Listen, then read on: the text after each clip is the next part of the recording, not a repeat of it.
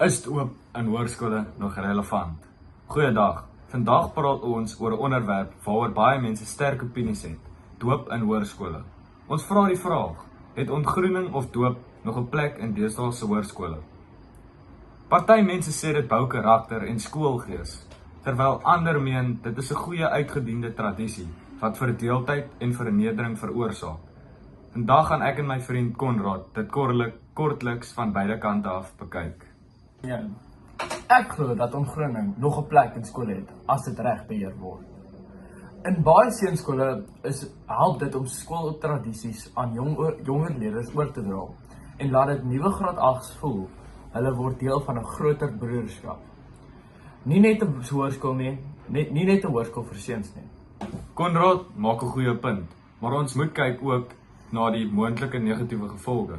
Ek verstaan die idee van tradisie, maar die probleem is dat doop baie maklik kan verander in vernedering of afknouery. Wat deur een leerder as 'n grap beskou word, kan vir 'n ander 'n ongemaklike of selfs traumatiese ervaring wees. Ek hoor jou beswaar, Christian, maar dit bring my die volgende punt. Een van die grootste voordele van die doop is dat dit juis kameraadskap bou. Soos die Engelsman sou sê, camaraderie. Wanneer 'n hele groep nuwe leerders saam deur 'n paar uitdagings gaan, kan dit help om 'n vinniger broederskap te bou en nuwe vriendskappe te ontwikkel. Ja, maar aan die ander kant kan kameraadskap ook gebou word, sonder om enige vorm van vernedering of druk op leerders te plaas.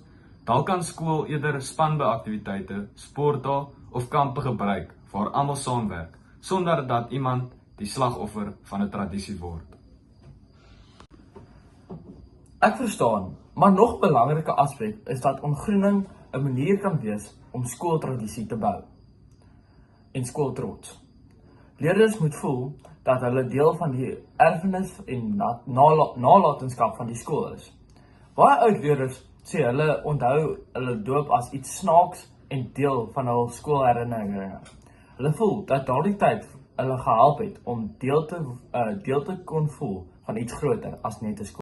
Die probleem met daardie stelling is dat nie almal dit so ervaar nie.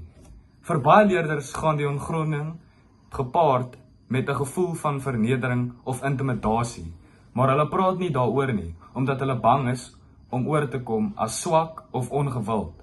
So dan bly hulle eerder stil, maar intussen bou hulle 'n wrok op teenoor die skool en sy tradisies. Konrad maak 'n goeie punt oor tradisie, maar die probleem is dat tradisie soms as verskoning gebruik word vir onaanvaarbare gedrag. Tradisies kan waarde hê, maar in 'n moderne skool moet respek en waardigheid altyd eerskom.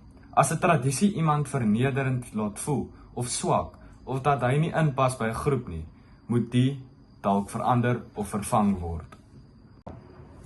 Christian, baie dankie dat jy jou insigte gedeel het. Om op te som, moet ons onsself vra, wat is uiteindelik die doel van ontgroening?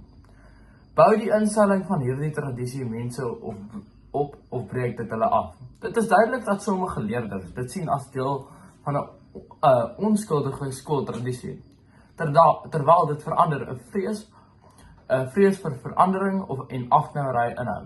Daarom is dit belangrik dat duidelike grense stel en fokus op respekvolle maniere om nuwe leerders te verwelkom. Dank.